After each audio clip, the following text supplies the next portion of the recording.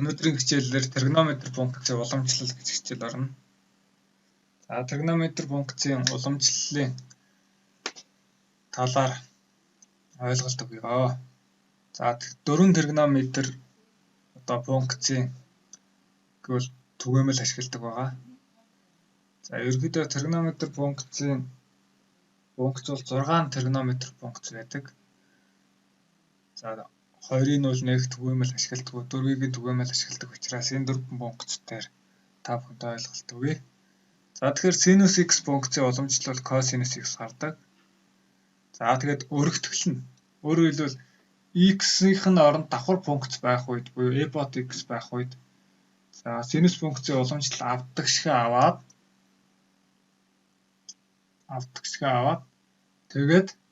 тэгэхээр чинь синус x функцийн уламжлал авдагшгаа авахаар чи косинус e бот x.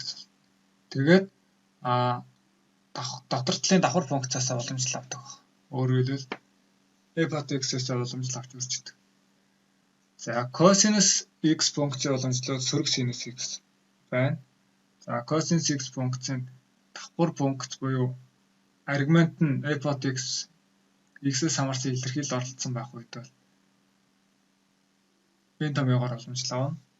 Косинус e бот x-ийн уламжлал гэдэг бол косинус функцийн уламжлалыг авдаг дүрмээр сөрөг тэмдэгтэй синус e бот x болно. Үүнийг дотор талын e бот x гэсэн функцийн уламжлалаар нь үрждэг. За танкс x функцийн уламжлал бол нэгийг хувааханд косинус квадрат x болно. За өргөтгөл нь x-ийн оронд x-ээс хамаарсан нэг e бот x гэсэн функц байх үед давхар функц болно. Энэ үед уламжлалыг авахаар нэгийг хуваах нь косинус e бот x болно. Тэгээд e бот x-ээс уламжлал авч ирсэн. Дотор талын аргументын функцаасаа уламжлал авч ирсэн. За котанкс функцийн хувьд сөрөг нэгийг котанкс x функцийн уламжлал нь сөрөг нэгийг хуваах нь синус квадрат x болно. За ингээд котанкс e бот x функцийн уламжлал сөрөг тэмдэгтэй синус квадрат e бот x.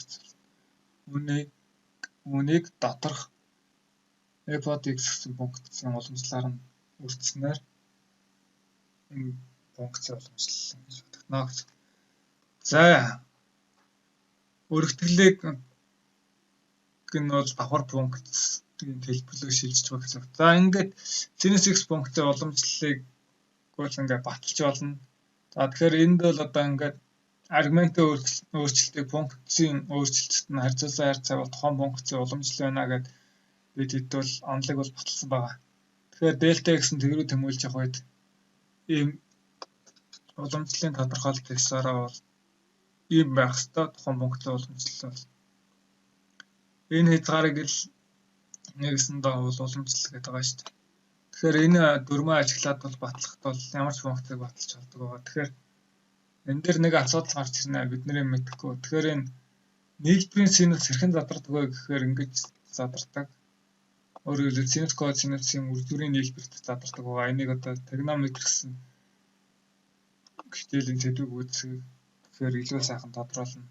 За ерөнхийдөө бол ингээд батлаад бол гардаг байгаа. За тэгээд за энэ баталгааны төгсгөл бол ингээд дуусч байна. За тэгээд косинус x функцийг бол синус x функцийнхаа баталгааг ашиглаад амархан баталцдаг байгаа. Одоо өөрөөр хэлбэл косинус x гэсэн функц бол юм синус x дээр нэмэх нь 2-ны π буюу 9 дээр нэмэх нь альфа бол косинус альфатай тэнцдэг гэсэн адилтгалыг ашиглаад баталцж байгаа гэсэн. За ерөнхийдөө эдрийг батлахад бол маш амархан. Эхнийхээ синусэл баталж байна. За танкс x функцийн уламжлал бол нэгийг хоохонд косинус квадрат x гардаг гэдгийг бол энд бол баталж байна. За танкс x бол нэг синус x-ийг хоохонд косинус x учраас ногдуурын функцийн уламжлалын дүрмэлсээр ингэж авна. За тэгээд синус x-ийн уламжлал косинус x байна. Косинус x-ийн уламжлал сөрөг синус x байна. Үрдүр болохоор косинус квадрат x дээр нэг синус квадрат x болно. Энэ бол тригонометрийн үнэтэй адилтгалын томьёолсоор нэг болно гэсэн. За ингээд танкс бол нэгийг хоогоно косинус квадрат x-тэй тэнцдэг. За котанксыг бол өөрсдөө бие дааж батлаараа энэ бол яг энэтэй адилхан ногдур функцийн уламжлалыг авахад яг ийм томьёо гарнаа. За ингээд эдгээрүүдийг ашиглаад багсан жишээ бодлогод бодож харуулъя. За тэгэхээр жишээ 1. За хадна y тэнцүү синус 2x-с хасган 3 гэсэн функцийн уламжлалыг олъё. За ингэхийн тулд за синус x функцийн уламжлал косинус x байна. За косинус 2x-с хасган 3 гэх уламжлал авлаа. Одоо манай энэ дотор талын энэ аргумент нь x-с ялгаатай илэрхийлэл байгаа учраас үүний уламжлалаар нь олцно гэдэг чинь. За ингэхээр эндээс 2 гарна. За тэгэхээр 2 гэсэн коэффициенттэй өмнөлт нь иччих юм бол косинус. За аргумент бол 2x гэсэн 3 гэсэн. За ийм илэрхийлэл болж. За бэд нь. За y тэнцүү косинус квадрат x гэсэн функцийн уламжлалыг. За энд бол манай функц бол зэрэгт функц байна гэсэн үг. За хэлбэрчил ийм функц гэж ойлгоно. За тэгэхээр энэ функцийн уламжлалыг авъя. Тийм бол зэргийн уламжлал авна. Тэгэхээр косинус x болно. Өөрөөр хэлбэл 2-оос 1-ийг хасаад 1 зэрэгтэй болно. Үржих нь одоо манай зэрэгт функцийн дотор талын функц нь косинус x байгаа учраас косинус x-ийн уламжлалаар үүснэ. За эндээс 2-ыг үржих нь косинус x-ийн 1 зэрэг гэхээр косинус x. За косинус x-ийн уламжлал гэхээр сөрөг тэмдэгтэй синус x. Ингээд сөрөг 2-ыг үржих нь косинус x-ийг үржих нь синус x гэсэн ийм үржүүр байна гэсэн үг. За вэд нь y тэнцүү 1-ийг хуваах нь танкс x гэсэн функцийн уламжлалыг авъя. За энэ функц бол ногдох функц учраас ногдох функцийн уламжлалын дүрмээр авна. 1-ийг үржих нь 1-ийн уламжлалыг үржих нь танкс x хасах нь 1-ийг үржих нь танкс x-ийн уламжлал хуваах нь танкс x-ийн квадрат. За эндээс за энэ хэсэг бол 0 болно. 1-ийн уламжлал 0 учраас 0-ыг танксаар үржих нь 0 болно. За танкс x-ийн уламжлал бол 1-ийг хуваах нь за энэ хасах бол энэ хасах шүү. За танкс x-ийн уламжлал бол 1-ийг хуваах нь косинус квадрат x. За хуваар бол танкс квадрат x болж байна. За энийг эмэгтэйхэд өччих юм бол за энийг жоохон хэлбэрчлээ. Сөрөг тэмдэгтэй косинус квадрат x-ийг хуваах нь танкс квадрат x гэсэн. Тэгэхээр сөрөг тэмдэгтэй 1-ийг хуваах нь косинус квадрат x-ийг хуваах нь за танкс бол синусыг хуваах нь косинус учраас синус квадрат x-ийг хуваах нь косинус квадрат x гэдэг.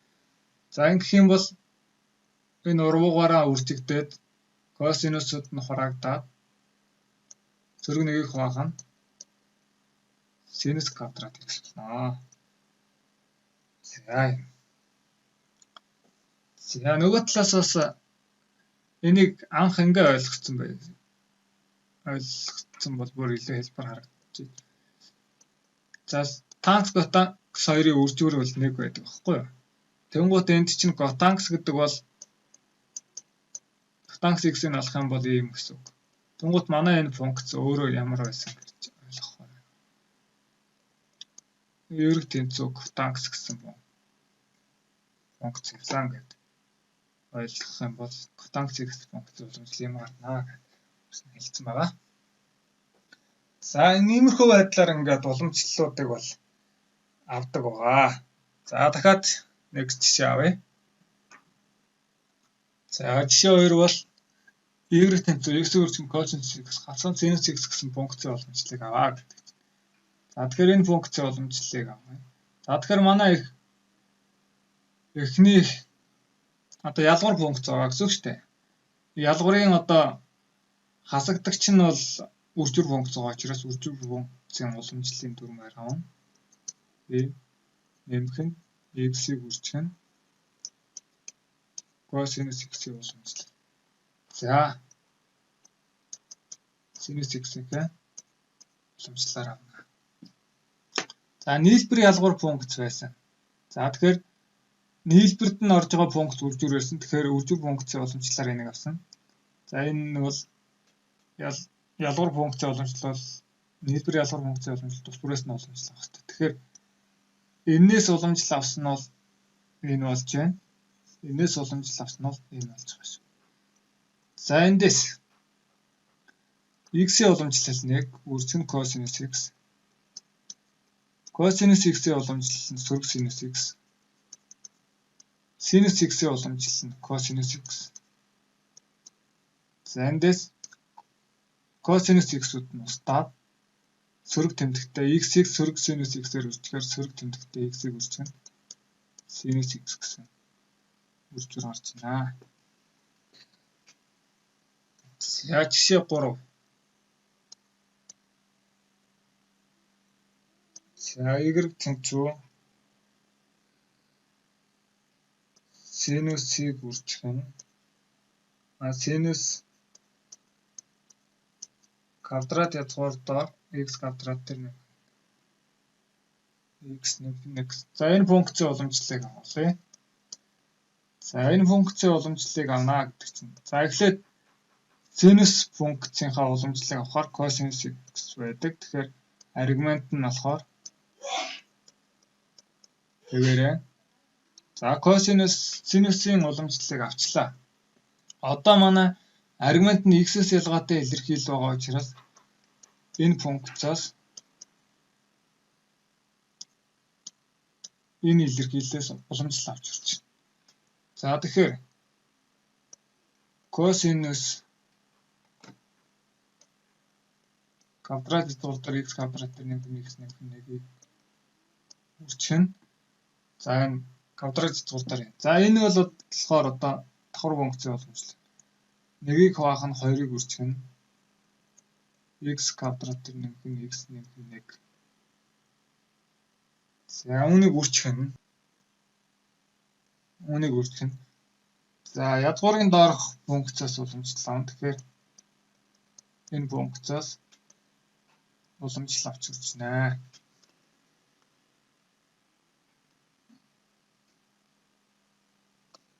За эндээс косинус квадрат язгуур доор x квадрат дээр нэмэх нь x нэмэх 1 үржих нь. 1-ийг хуваах нь 2-ыг үржих нь x квадрат дээр нэмэх нь x нэмэх 1. За тэгээд x квадрат дээр нэмэх нь x нэмэх 1-ийн уламжлал нь болохоор x квадратын уламжлал 2x, x-ийн уламжлал 1. За энэ дээр хүүхдүүд яг ингэж бичээд өргөждөг. Энэ бол хаалттай байх хэрэгтэй. Олон гишүүн төчрөөс. За манай бодлогын үр дүн бураагдах юм байхгүй учраас за 2x дээр нэмэх 1-ийг комментлд нь бичээд косинусыг үржих нүгээр үржиж өччих. Хуваах нь 2-ыг үржих нь квадрат язгуур доор x квадрат дээр нэмэх нь x нэмэх 1. За ингээд манай бодлого бодогдож байна. За энэ дээр нэг нэмэлт тайлбар өгөхөд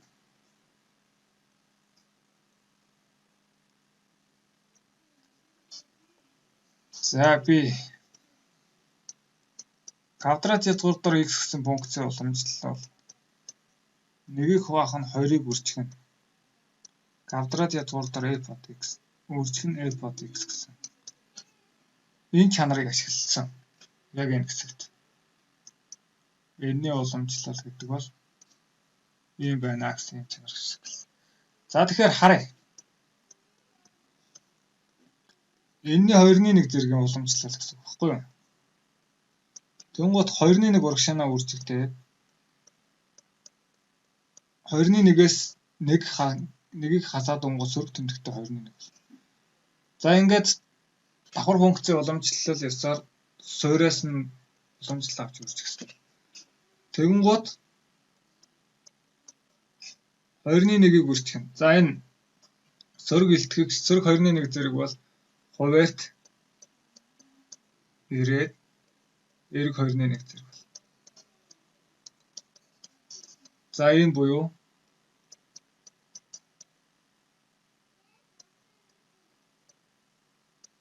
хоёр гэж квадрат язгуурдаар 2-1. 2-1 зэрэг гэдэг бол квадрат язгуурдаар гэсэн. За ингээд батлагдчих байгаа харж байна. За ер нь бол энэ томьёог бол ингээд тогтоож хэрэгтэй. Энэ огшны энэ баталж байгаа бичиглэлийн хийг та нар харж байгаа бол бас нэлээдгүй бичиглэл болж байгаа байхгүй юу? Тэнгүүд шууд тогтоочихсон байх юм бол маш амарханаар ингээд баталчих байгаа байхгүй юу? За ингээд та нар өөртөө жишээ бодлогыг баттгахыг бодоорой.